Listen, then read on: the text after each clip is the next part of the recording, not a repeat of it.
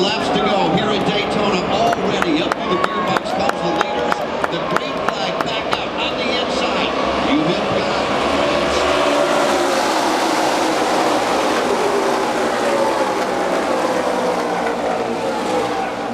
Ryan Scott has done it again.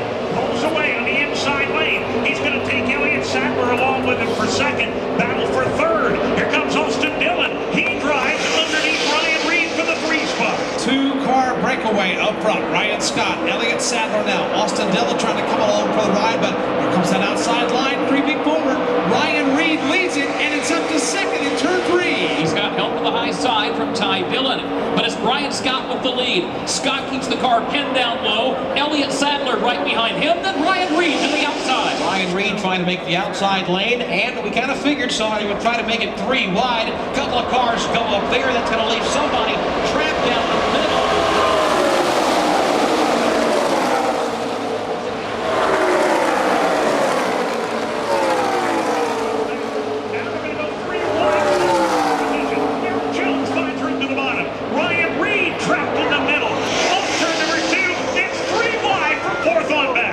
Where the traffic begins to stack up. That extreme outside line is led by Ty Dillon, but the inside line surges forward.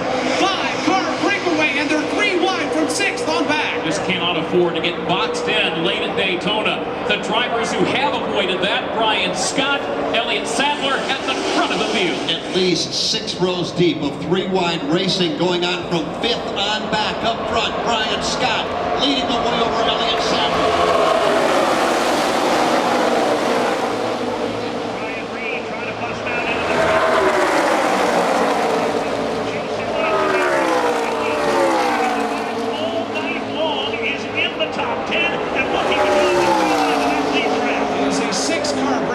Side by side for 7th. Here's Chase Elliott down to the inside.